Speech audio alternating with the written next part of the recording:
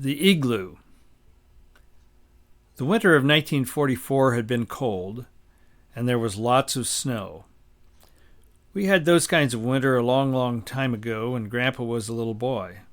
But anyway, as it sometimes happens, the snow had melted, and it seemed that spring might be coming soon.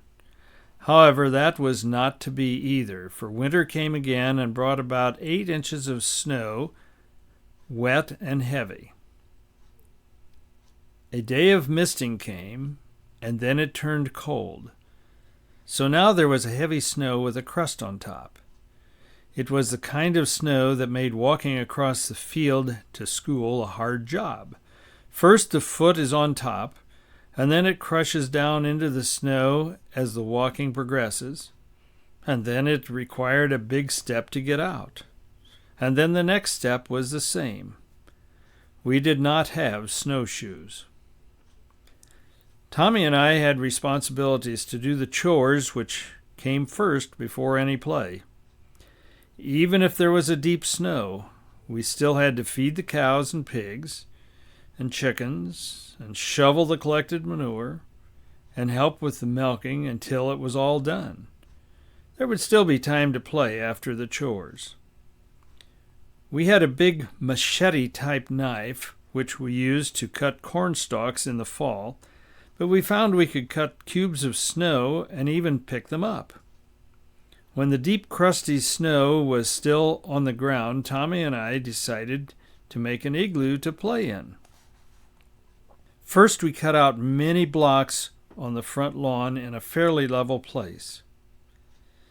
Then we started piling up the blocks of ice-crusted snow in a circle around the area cleared by the cutting of the blocks. We built it higher and then began to slope all the sides toward the center, and before long it was closed on the top. It was perhaps 7 or 8 feet across. We even built a small entrance tunnel, as sometimes seen in pictures of igloos. Well, it was a great place to play in the snow. Once inside, there was no wind, and although it was still cold, it seemed warm compared to outside. The snow blocks even let in enough light to be able to see. It seemed secure. But then one night it rained, and I remember the unpleasant sight of looking out and seeing the top of the igloo caved in.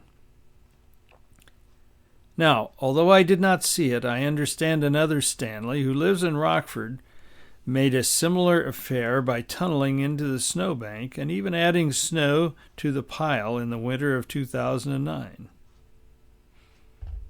The Bible says in Job 37:6, "For to the snow he says, 'Fall on the earth,' and to the rain, 'Be strong.'"